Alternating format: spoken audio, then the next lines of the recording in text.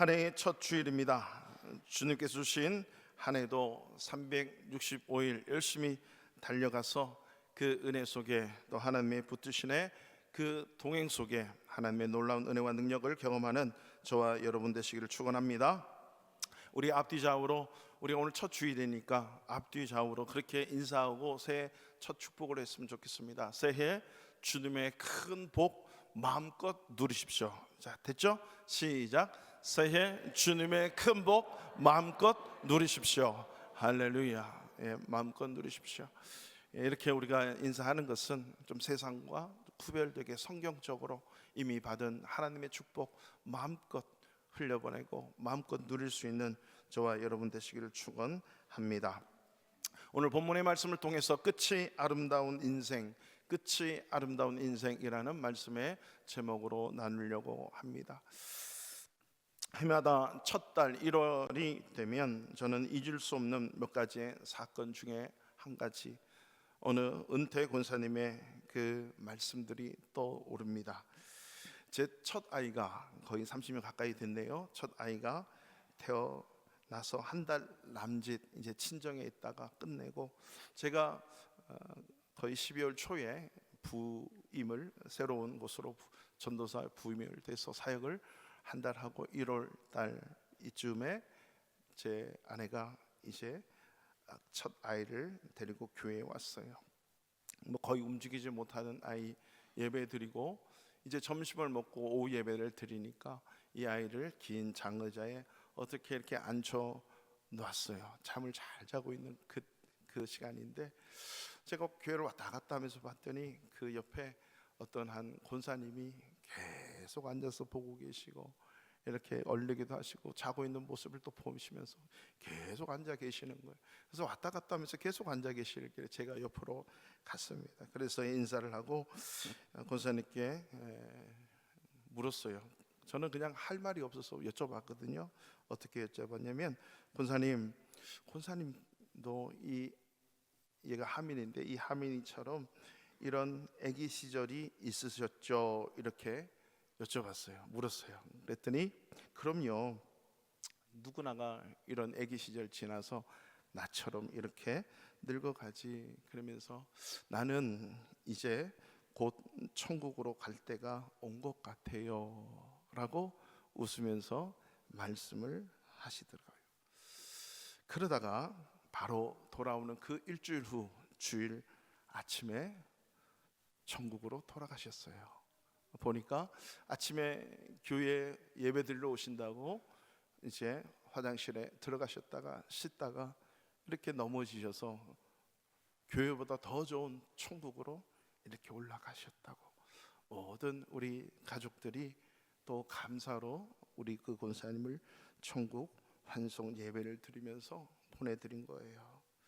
제 기억 속에는 그 권사님은 거의 80이 넘으셨는데 당시에 늘 지팡이를 짚고 교회를 오고 다니시고, 그래서 어떤 한 집사님께서 매일 교회 오시는 날마다 이렇게 차를 태워서 오시는 그 모습, 그런 연세가 있으심에도 불구하고 늘 새벽부터 새벽기도, 새벽 예배, 모든 예배의 자리에 기도하는 권사님으로 이렇게 계시는 모습, 끝이 아름다운 인생의 권사님이셨던 것을 저는 잊을 수가 없습니다.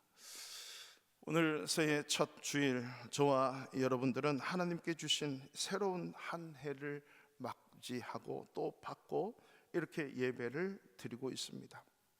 세월이 참 빠르다는 것을 느끼면서, 그러면서도 새로운 무엇인가를 기대하면서 이 삶의 엄숙함을 다시 한번 우리가 가지게 되는 주일이 아닌가 싶습니다. 좀 진지하고 또 하나님 앞에서는 겸손하게 좀 우리가 1년 후를 내다볼 수 있는 그런 시간, 나아가서 내 인생의 마지막을 좀 내다볼 수 있는 이 시간이 됐으면 좋겠다라는 마음으로 오늘 이 본문의 말씀을 선택하게 된 것입니다. 1년 전 2025년 1월 그 첫 주를 기억하시는 분이 있을 거예요. 그리고 오늘 맞이하고 여러분 2027년도 첫 주일은 여러분 과연 어떠한 모습으로 내 인생을 만들어가고 또 주 안에서 내 인생을 지금 펼쳐가고 있을 거예요. 그런 의미에서 파란만장한 인생을 살아왔던 오늘 본문 속에 나타나는 야곱, 이 야곱의 말씀들, 이 스토리가 저와 여러분들에게 참 얼마나 좋은 교훈, 많은 교훈을 던지고 있는가, 어떻게 하면 끝이 아름다운 인생을 살 수 있을 것인가에 대한 분명한 해답을 주고 있다고 저는 믿습니다. 내 인생 여정 끝나요. 강 건너 언덕 이를 때 내 인생의 황혼 마무리해야 될 그 시간에 하나님과 동행하고 나에게 주어진 사명과 그 길을 걷고 있다는 것, 아니 걸어왔다는 것은 정말로 아름다운 인생인 것입니다. 그리고 주님의 뜻대로 우리가 오직 하나님과 동행하는 그 사람만이 나는 행복하다, 그리고 나는 지금도 행복하다라고 이렇게 고백할 수 있을 줄로 믿습니다. 오늘 47장, 창세기 47장 27절로 31절은 이렇게 파란만장한 생을 살아온 야곱이 죽음을 앞두고 이 아들 요셉에게 언약을 당부하면서 유언처럼 하는 그 말씀으로 되어 있습니다. 야곱이 애굽으로 처음 이주할 당시, 그러니까 오늘 이 본문으로부터 17년 전에 돌아가면 그의 입에서 그의 인생을 뭐라고 고백하고 있냐면요, 바로왕 앞에서 이렇게 고백을 해요. 바로가 야곱에게 묻되 네 나이가 얼마냐? 우리가 47장 바로 8절에 있는데 9절 한번 읽어볼까요? 다 같이 읽겠습니다. 야곱이 바로에게 아뢰되 내 나이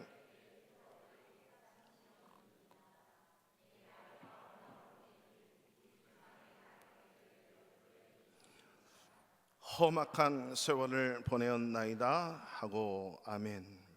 내 나그네 길의 세월이 130년입니다. 그리고 나는 험악한 세월을 지금까지 살았습니다 라고 말을 하고 있습니다. 요 시점부터 17년 후가 바로 오늘 본문의 얘기입니다. 오늘 본문의 야곱을 보면 어떤 느낌이에요? 그 느낌은 대단히 행복하고 평화롭고 또 경건하고 너무나도 진지하다는 거죠. 오히려 이 야곱의 삶이 지금까지 살아왔던 그 요셉의 스토리보다도 더 야곱의 인생의 스토리는 험악한 인생이었을 거예요. 그럼에도 불구하고 이 아들 요셉에게 유언, 마지막 유언, 이 마지막 말을 남기는 이 야곱의 모습은 정말 인생에 진지하고 평화롭고 가장 행복한 모습이 아닌가 싶습니다. 사랑하는 성도 여러분, 혹시 2025년 첫 주 그리고 오늘 2026년 첫 주일까지 여러분 어떤 인생을 보냈습니까? 또 1년 후에 우리의 모습은 어떨까요? 좀 더 나아가서 내 인생의 마지막 모습은 어떨 것이라고 생각을 하십니까?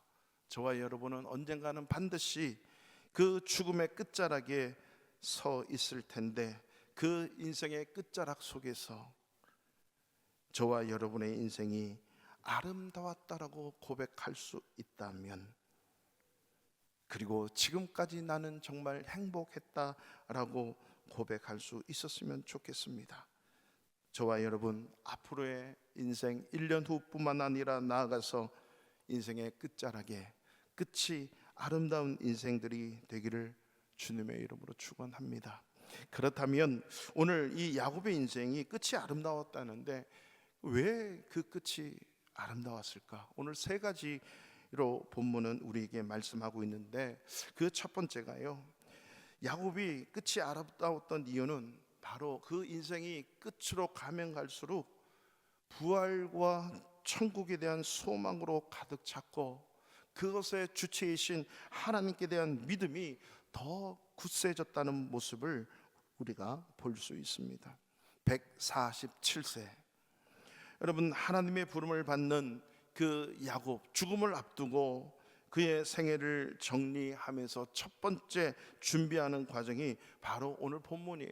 천국에 대한 소망, 영생에 대한 소망, 자기가 마지막 영원히 살아야 되는 그곳에 대한 그 소망, 그 일에 대한 준비를 하고 있고, 뿐만 아니라 그가 그것에 대해서 얼마나 하나님을 신뢰하고 하나님의 나라를 사모했느냐를 오늘 이 본문을 통해서 우리가 알 수 있습니다. 29절을 우리 다시 한번 읽어볼까요? 29절 시작. 이스라엘이 죽을 날이 가까우매 그의 아들 요셉을 불러 그에게 이르되 이제 내가 너에게 은혜를 입었거든 청하노니 내 손을 아래에 놓고 인애와 성실함으로 내게 행하여 애굽에 나를 장사하지 아니하도록 하라. 아멘. 자, 오늘 그 부탁의 유언의 말을 하면서 조금 이상한 행동을 하고 있는 야곱을 우리가 볼 수 있는데, 너의 손을 내 허벅지 아래에 놓고, 여기서 허벅지라고 나와 있는 한국말은 원래는 사타구니 속이에요. 생식기 밑에다가 손을 놓는 거예요. 그러니까 이 야곱 아버지 이 생식기 밑에 요셉의 손을 집어넣으라는 거죠. 여러분, 이게 결코 좀 쉬운 일이 아니잖아요. 특별히 우리 대한민국 문화에서는 이런 걸 상상할 수도 없는 이야기이지만, 오늘 이 본문의 이 고대 근동의 중동 지역에서는 바로 이 환도뼈 언약이라고 하는 게 있었어요. 이게 이제 히브리 말로는 야레크 언약이라고 하는 건데 아주 강렬한 언약이에요. 주로 하나님과 인간 사이에, 주인과 종 사이에 이 언약을 체결할 때 사용하고, 강대국이 약소국, 그러니까 침범을 해서 그 약소국과 주종의 관계를 이루면서 이 관계를 만드는 이 야레크 언약이에요. 하나님께서 아브라함과 약속을 할 때 여러분 짐승을 둘로 꽉 쪼개가지고 그 사이로 지나가요. 그 의미는 뭐죠? 이 약속을 지키지 않으면 이렇게 쪼개임을 당해서 죽음을 당할 수밖에 없다라고 하는 그 언약이에요. 그만큼 중요한 언약이죠. 가족관계끼리는 바로 이렇게 사타구니에 손을 넣고 언약 맹세를 하는 거예요. 마치 아브라함이 종 엘리에셀을 자기 사타구니에 손을 넣고 내 아들 아내 이삭의 아내를 반드시 너는 구해서 와야 돼, 하나님이 꼭 함께 하실 거야 라고 하는 그 언약처럼 야곱도 똑같은 마음을 가지고 이러한 언약을 아주 강하게 하고 있습니다. 그 다음에 내 얘기를 들어라, 내 얘기를 들어라. 그러면서 29절에 절대 나를, 애굽의 나를 묻지 마라, 장사하지 마라 그럽니다. 그러면서 30절에 이렇게 얘기를 하죠. 내가 조상들과 함께 눕거든 죽거든요. 너는 나를 애굽에서 메어다가 조상의 묘지에 장사하라. 그렇게 얘기했더니 요셉이 말합니다. 내가 아버지의 말씀대로 행하겠습니다. 이렇게 두 번을 맹세를 했는데 다시 31절에 또 얘기합니다. 야곱이 또 이르되 내게 맹세해라 하매 그가 맹세하니. 이렇게 총 3번에 걸쳐서 그렇게 맹세하는 것은 이거는 반드시 지켜야 될 너와 나 사이의 맹세, 소중하고 아주 강력한 맹세다라고 하는 거죠. 여러분, 이 일이 야곱이 나이 들고 마치 나이가 들어서 한동안 가보지 못했던 고향을 그리워해서 나를 고향 땅에 묻어도, 이런 말이 아니에요. 히브리인들의 그 사고 속에는 약속의 땅, 가나안 땅이 마치 천국을 상징하고요, 그곳에서 하나님께서 나를 부활시킨 후에 나를 영생으로 이끈다라고 하는 사상이 히브리 사람들에게는 있었어요. 그래서 이 약속을 붙드는 사람은 어떻게 해서든지 이 가나안 땅에 묻히려고 하는 이 강력한 이 마음이 있었다라고 하는 거죠. 그러니까 내 고향 땅은 이 이집트가 아니고 이 애굽이 아니고 하나님이 약속하신 가나안 땅, 그곳에서 천국과 부활이라는 확고한 소망이 있는 이 야곱의 간절한 소망이에요. 그러면서 약속의 땅에 묻히려는 그 간절한 소망과 함께요, 그 소망과 그 간절함의 주체이신 하나님께 대한 믿음이 얼마나 강했냐를 우리는 볼 수 있습니다. 죽음의 끝자락, 죽음의 마지막 그 순간에 하나님에 대한 그 강력한 천국에 대한 소망과 믿음을 오늘 우리 이 야곱을 통해서 볼 수가 있는 거죠. 여러분, 야곱은 물질적 축복도 어마어마하게 많이 받았어요. 자녀가 12명, 아들이 12명이잖아요. 그 아들 12명의 후대에는 바로 이스라엘의 12지파가 되는 그런 은혜가 있었습니다. 거칠고 험악한 인생이었지만 그의 말년 17년은 이 요셉으로 말미암아 자기 아들이 이집트 강대국의 초강대국의 총리였던 것으로 인하여 17년은 정말 인생을 평안하고 행복하게 살았을 거예요. 그럼에도 불구하고 여기가 좋사오니가 아니라 하나님이 약속한 그 부활과 영생에 대한 그 소망을 갖고 그 하나님에 대한 그 믿음, 이것이 바로 야곱의 아름다운 모습이었다라고 하는 거죠. 그래서 히브리서 11장에도 수천 년이 흐른 후에 이 히브리서 11장에도 이 21절에 어떻게 표현하고 있냐면 야곱을 믿음으로 소개하는데요. 믿음으로 야곱은 죽을 때에 요셉의 각 아들에게 축복하고, 믿음으로 야곱이 이렇게 한 행위는 하나님을 향한 뜨거운 믿음이었고 강렬한 믿음이었다. 여러분, 인생에서 가장 중요하고 소중한 것은요, 저와 여러분의 인생의 끝자락, 그 끝자락에 가장 인생을 아름답게 만드는 요인은 믿음인 줄로 믿습니다. 예수 그리스도를 향한 믿음, 하나님을 향한 믿음, 그 약속에 대한 부활과 천국과 영생에 대한 그 소망에 대한 믿음, 이 절대적인 신뢰이죠. 왜 이 믿음이 중요하냐? 히브리서 기자는 11장 6절에 그렇게 얘기하고 있죠. 믿음이 없이는 하나님을 기쁘시게 못한다. 믿음이 없이는 하나님을 기쁘시게 못해요. 여러분, 우리가 예수를 믿은 이후에는 내 기쁨으로 사는 게 아니고요, 그 믿음으로 하나님을 기쁘시게 할 때 내 기쁨이 생기는 것이고 내 인생이 가장 행복한 인생이 된다라고 하는 거죠. 그래서 하나님께 나아가는 자는 반드시 그가 계신 것과 그가 상 주시는 이심을 믿어야 한다. 믿어야 할지니, 그 믿음 때문에 하나님이 기뻐하시는 거예요. 내가 믿음 가지고 이렇게 살면 주님이 상 주시고 이 세상 속에서 상 주실 뿐만 아니라 저 세상에서도 하나님은 반드시 상 주신다. 바로 이러한 믿음이 오늘 이 야곱 인생 끝자락의 믿음인 줄로 믿습니다. 근데 여기서 한 가지 꼭 짚고 넘어가고 싶은 한 가지가 있는데요, 로마서 9장 13절에 보면 우리의 개념으로는 조금 이해가 안 되는 말씀이 하나 나와요. 그게 뭐냐면, 하나님께서 야곱은 사랑하시고 에서는 미워했다, 이 말씀이에요. 사실 이 말씀을 저도 처음 예수 믿고 왜 하나님은 미워하는 분이 아닌데 라고 생각을 했는데요, 하나님이 차별하신다 그러면 인간적으로 에서가 뭘 잘못했길래 그렇게 차별을 할까, 이렇게 보거든요. 근데 어찌 보면 야곱의 인생을 한 단어로 표현한다면, 여러분, 그 믿음의 인생이었는데 원래 야곱은요 에서보다도 더 못난 믿음의 인생이었다는 거 아시죠? 이집트 오기 전까지만 해도, 이 아들 요셉을 따라 오기 전까지만 해도 그의 모습은요 집착과 집착과 집착의 연속이었어요. 장자권에 대한 집착. 여러분, 그 다음에 외삼촌 집에 가서는 그 물질 재물에 대한 소유에 대한 집착이에요. 그리고 이쁜 여자, 이 여자에 대한 집착이죠.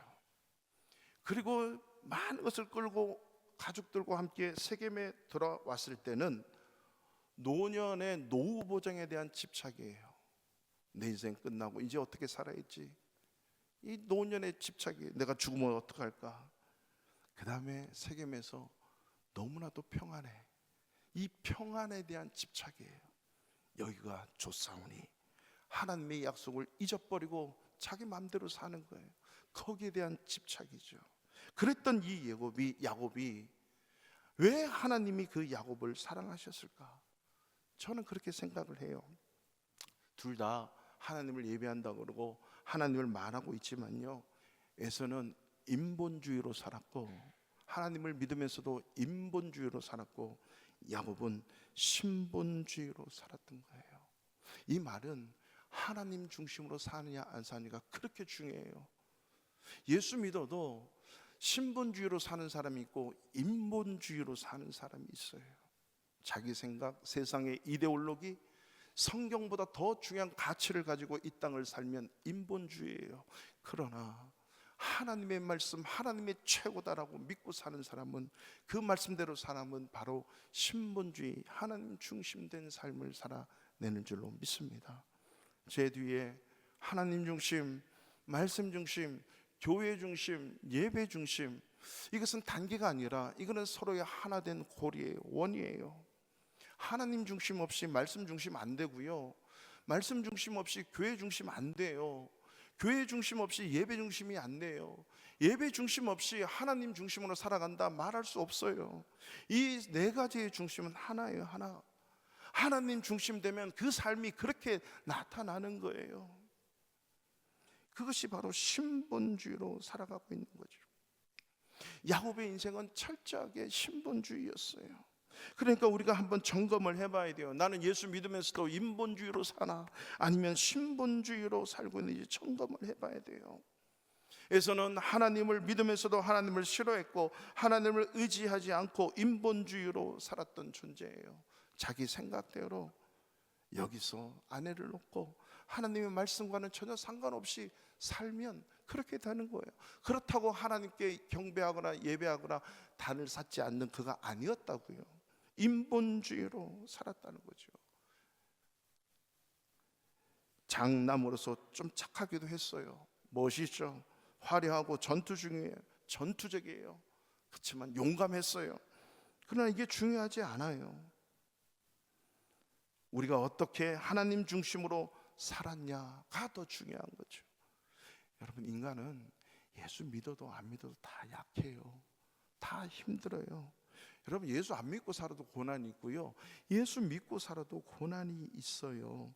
누구나가 다 고난이 있고 연약하고 힘든 인생이에요. 그렇지만 야곱은 시간이 가면 갈수록 그 연약함과 고난 앞에서 신본주의로 하나님 중심, 말씀 중심으로 살았다라고 하는 거죠.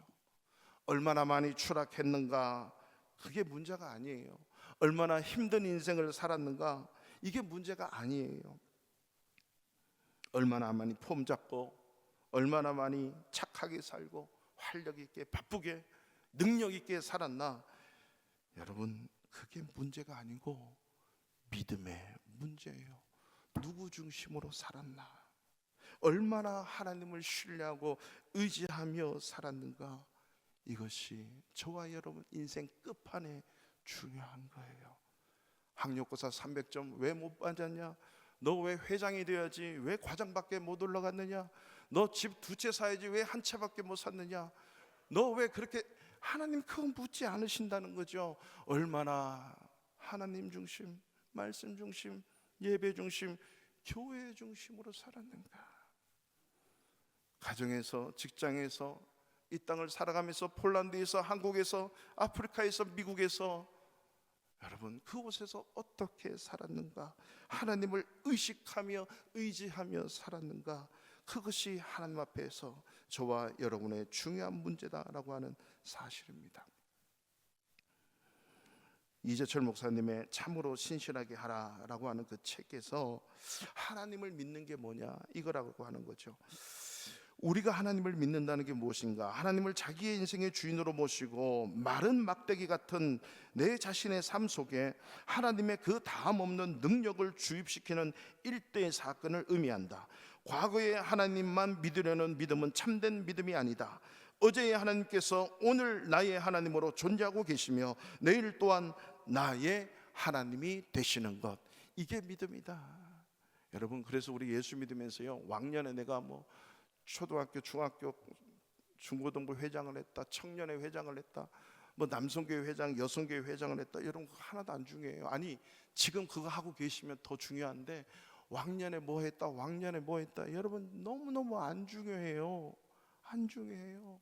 세상은 그렇구나 알아줄 줄 모르지만 하나님 앞에서는 이게 아니에요. 지금 현재 내가 그런 하나님을 내가 붙들고 의지하고 신뢰하고 그분이 나의 하나님이다라고 하는 사실을 전적으로 신뢰하며 살고 있는가, 이것이 믿음인 줄로 믿습니다. 그래서 여러분, 우리의 삶의 여정이 가면 갈수록 하나님에 대한 신뢰가 높아지고 깊어지면 정말 좋은데, 희한하게 인간은요, 이게 살면 살수록 내 경험을 의지하게 돼 있어요. 내가 보기에는, 내가 생각하기에는 자꾸 왕년의 옛날 얘기를 하고, 예전에는 안 그랬는데 이런 얘기만 하고 있는 거죠. 이런 인생 결코 아름답지가 않습니다. 오히려 지금 그 하나님을 붙들고 내일, 1년 후에, 내 평생 앞으로 미래에 그 하나님, 내 마지막 인생에 바로 하나님에 대한 신뢰를 가지고 살아갈 때 끝이 더 아름다운 인생이 될 것입니다. 그래서 찬송가 543장에 보면 여러분 잘 알고 있는 찬양이죠. 생명 있을 동안에 예수 의지합니다. 천국 올라가도록 예수 의지할 것뿐일세. 세월 지나갈수록 의지할 것뿐일세. 무슨 일을 당해도 예수 의지합니다. 아멘. 이 한 해 시간이 가면 갈수록, 나이가 들면 들수록 하나님을 더욱 신뢰함으로 끝이 아름다운 인생 되시기를 축원합니다. 두 번째, 끝이 아름다운 야곱의 인생의 특징은 예배와 감사의 삶에 있는데요, 오늘 31절 다시 한번 읽어보겠습니다. 시작. 야곱이 또 이르되 내게 맹세하라.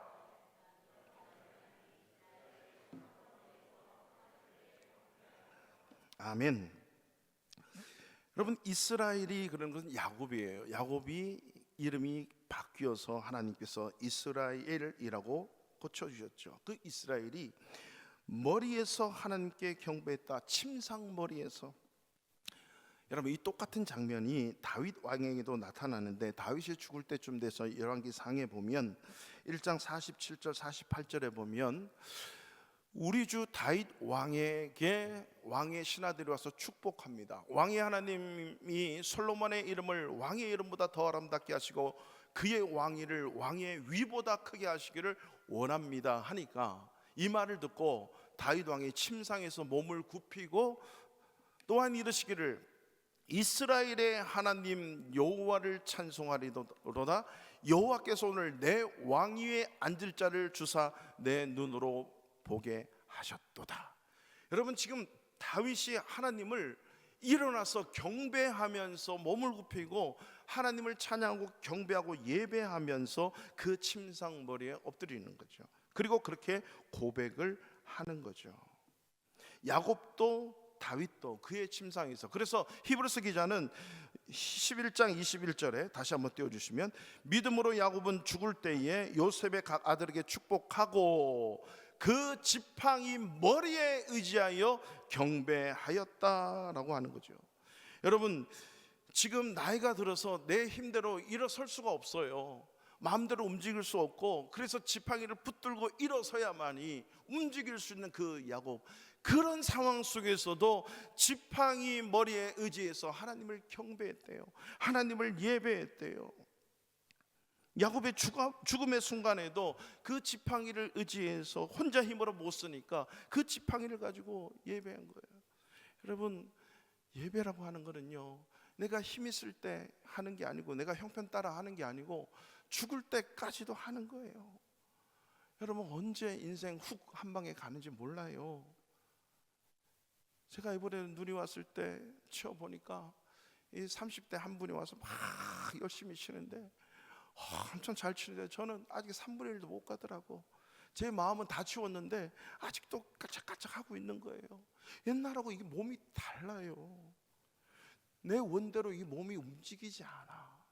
그래서 퇴행성 관절염, 이거는 내 의도와 의지와는 전혀 상관없이 나이가 들면 올 수밖에 없는 거예요. 여러분, 그래서 피치 못할 상황이 우리를 예배하지 못하게 얼마나 만들어요. 근데 내가 자꾸 피치 못할 상황을 만들어 가지고 하나님을 예배를 떠난다? 여러분, 이거는 아름답지 못한 모습일 수가 있어요. 얼마 전에도 저는 여러분 말씀드렸잖아요. 저희 큰어머님도 지금 90이 다 넘었는데 이분은 10년 넘 동안 눈만 깜빡깜빡하고 계시는 거예요. 중풍으로 움직이지도 못하고 눈만 깜빡깜빡하고 누워 계셨는데, 그 누우시기 전에 제가 가끔 전화를 드려요. 그러면 시골에서 제가 어릴 때 자랐던 그 교회 새벽 예배를 다니신다면서 오늘도 김 목사, 내가 너를 위해 기도했다. 큰아버지가 그렇게 너를 원해서 목사 되기를 기도했는데 너무 고맙더라. 이제 내가 새벽 기도하면서 너를 위해 1번으로 기도한다. 큰어머니 감사해요, 감사해요. 그랬던 그분이 지팡이 짚고 다닌다는 얘기를 들었고 갑자기 쓰러졌는데, 그때는 가고 싶어 예배할 수 있고 싶어도 예배 못하는 거예요.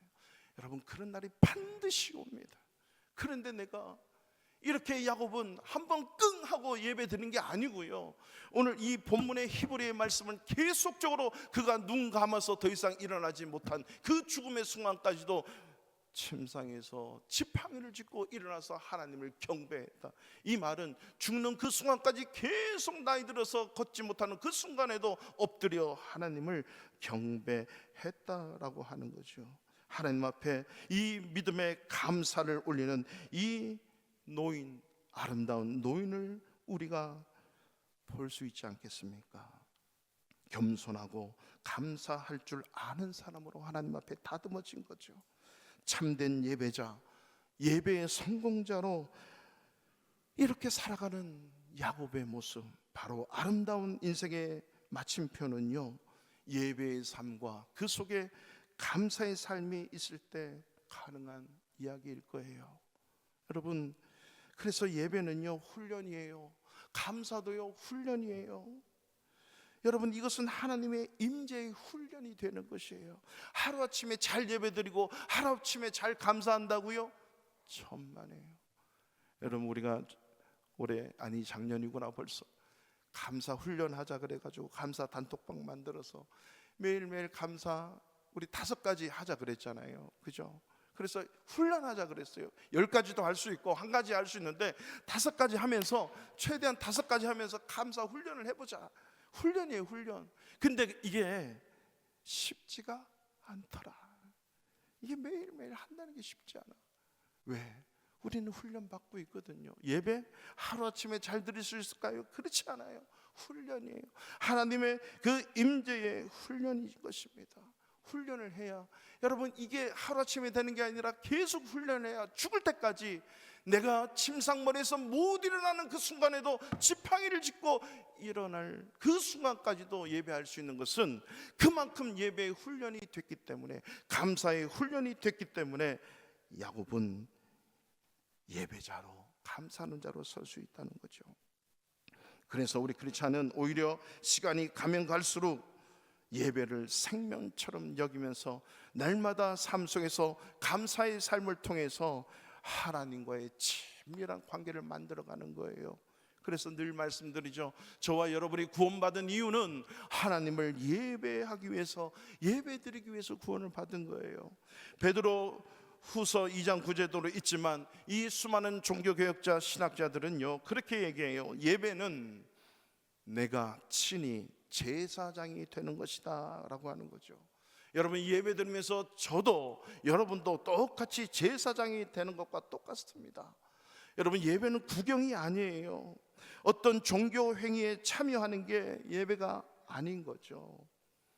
전 세계에서 한국말에 예배 본다라고 하는 말이 있는데 이게 한국에만 있는 것 같아.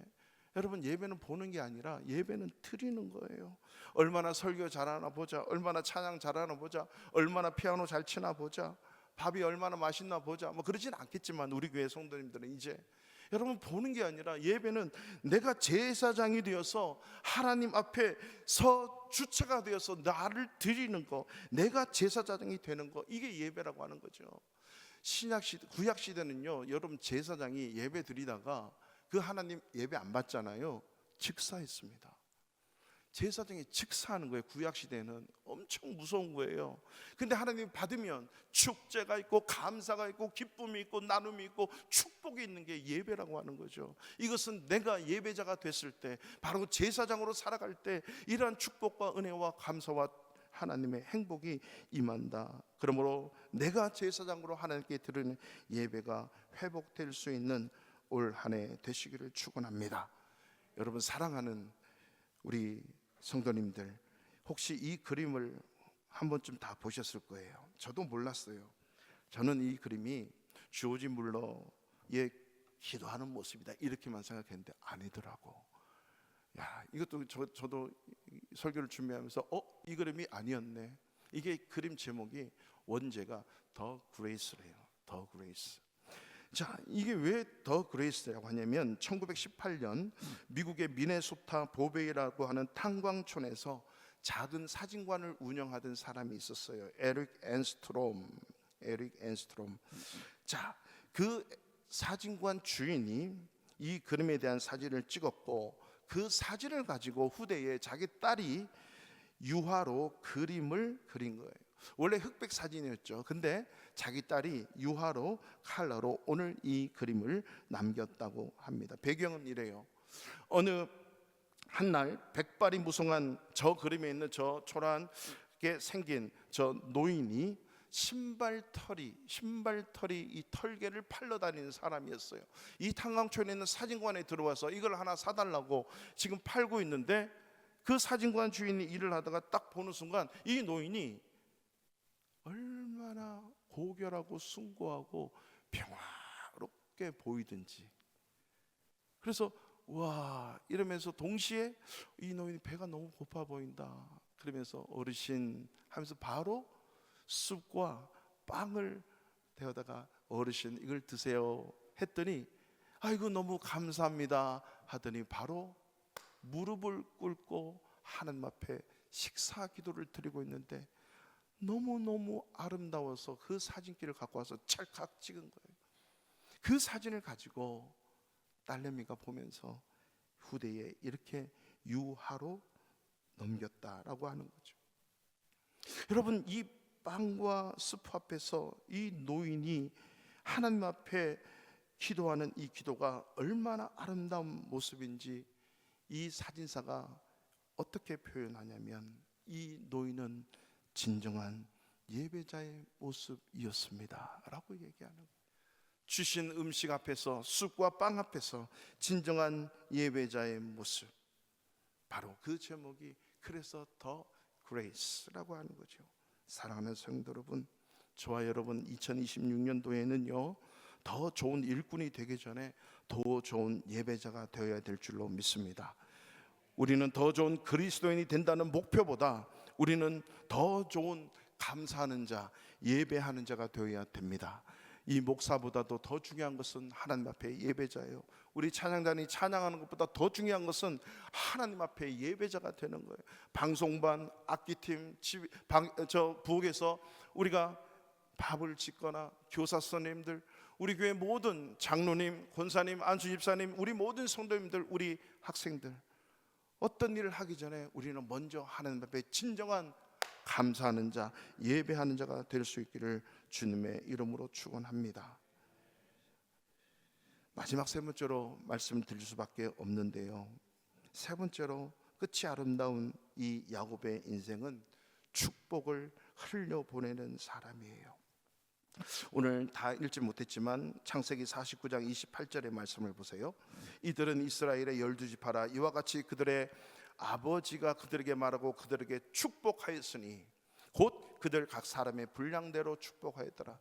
야곱이 12아들을, 요셉의 두 아들을 축복하면서 오늘 47장을 쓰고 49장에서는 야곱이 12아들에게 각각 다 축복하는 그런 기도를 마치는 장면이에요. 오늘 야곱은 히브리서 11장 21절에도 야곱이 죽을 때에 요셉의 각 아들에게 축복하고 이렇게 써 있죠. 그러니까 지금 야곱은 자기가 복을 흘려보내는 자로 서 있다는 이 확신과 믿음을 강해 가지고 하나님을 믿는 믿음으로 자기 자녀들에게 축복하고 있다라고 하는 거죠. 여러분, 야곱은요 원래 아무것도 없이 자기 형이 자기를 죽인다는 이 말 한마디 듣고 아무것도 가지지 않고 그냥 맨몸으로 그 광야를 달려가 밧단 아람 외삼촌 집까지 갔던 사람이에요. 그가 하나님이 얼마나 복되고 자기에게 축복을 많이 해주셨는지를 소, 양, 나귀, 염소, 종들, 아내, 자식들을 끌고 자기 고향으로 돌아오는 그 복받고 돌아오는 그 야곱의 모습.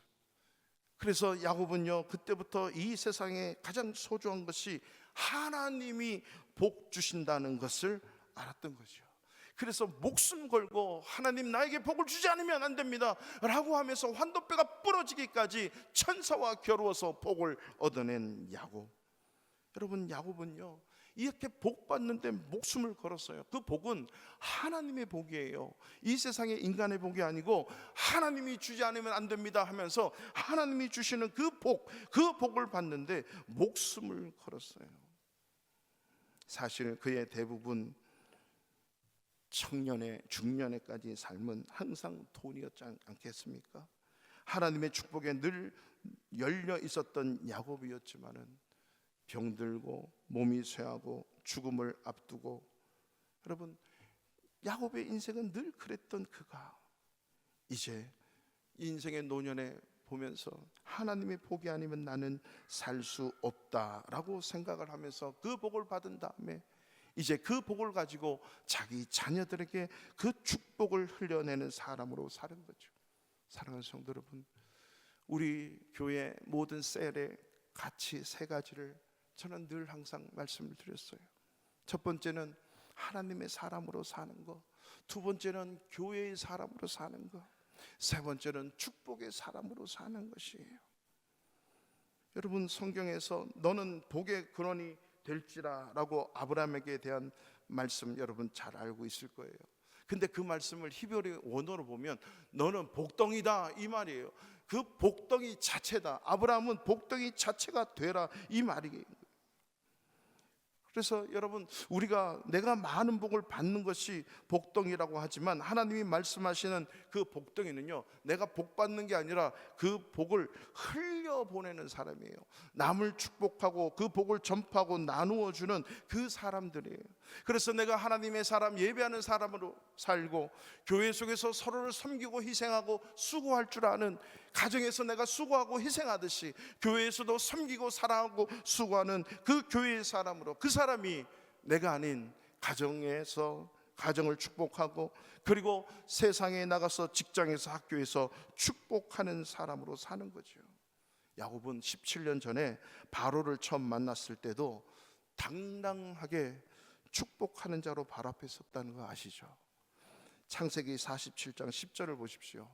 야곱이 바로에게 축복하고 그 앞에서 나왔대. 여러분, 이때는 아까 우리가 분명히 봤지만 나는 130년을 살았는데 험악한 인생을 지금까지 살아왔습니다. 자기 아들 요셉이 국무총리지만 처음으로 바로왕 앞에 서서 겸손하게 서 있지만 나올 때는 내가 너를 축복하는 자야, 하나님의 축복으로 바로왕을 축복하는 이 야곱의 축복. 그제서야 야곱은 그때부터 자기가 복덩이로 살아야 되는, 복의 근원으로 살아야 되는 것을 깨달았던 거죠. 여러분, 그래서 요셉은요 이 아버지의 피를 받았는지 보디발의 종으로 팔려갔잖아요. 감옥으로 죄인으로 들어갔잖아요. 근데 성경은 어떻게 기록하고 있어요? 종으로 팔려갔지만 하나님께서 형통의 복을 주셨더라. 죄수로 감옥에 들어갔지만 하나님께서 형통의 복을 주셨더라. 종으로 살지만 보디발 집이 복을 얻었고요, 죄인으로 감옥 속에 살지만 그 감옥의 죄수와 간수들까지 다 잘 되는 축복을 이 요셉을 통해서 그 복을 다 얻었다라고 하는 것을 알 수가 있는 거죠. 축복을 흘려보내는 자가 진정으로 아름다운 삶일 것입니다. 야곱은 늙어 죽을 때가 되어도 하나님에 대한 소망과 꿈과 믿음을 가지고 있었습니다.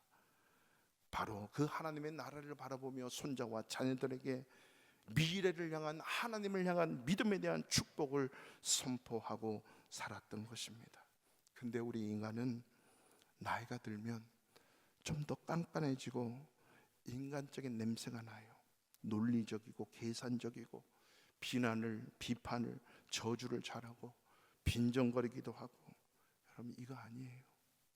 나 때문에 남이 잘 되고 나 때문에 내 주변이 잘 되는 이런 것이 바로 복덩이의 삶인 줄로 믿습니다. 사랑하는 성도 여러분, 올 한 해는 축복을 정말 많이 좀 흘려보내십시오. 이미 예수 믿는 우리는 성령이 내 안에 계신 것은 이미 복이 내 안에 들어와 있습니다. 이 주님의 이름으로 자녀들에게 마음껏 축복하시고 주변에 나와 일하는 모든 사람들에게도 흘려보내세요. 좀 아프면 어때요? 힘들면 어때요? 내가 좀 종의 모습이고 죄인 것처럼 감옥에 들어가 있으면 어때요? 환경이 어려우면 어때요? 내가 축복할 수 있는 사람으로. 오늘 야곱의 마지막을 보면서 저는 2026년 새로운 한 해를 받은 저와 여러분, 우리 바르샤바 하늘교회 모든 성도님들이 시간이 가면 갈수록 끝이 아름다운 인생이 되었으면 좋겠습니다. 하루하루 부활과 천국에 대한 소망으로 가득 차서 절대 믿음으로 살아가시기 바랍니다. 어떠한 순간에도 하나님을 예배하고 어떠한 순간에도 범사에 감사하는 삶을 살아가시기 바랍니다. 그리고 내가 복덩이가 되어서 내가 아닌 다른 사람, 아내, 남편, 자녀, 부모, 이웃, 친구들, 직장인들, 같은 동료들에게 다른 사람을 축복하는 자로 살아서 내 인생 여정 끝내어 주님 앞에 섰을 때 그 끝이 아름다운 인생이었다라고 인정받는 저와 여러분 삶 되시기를 축원합니다.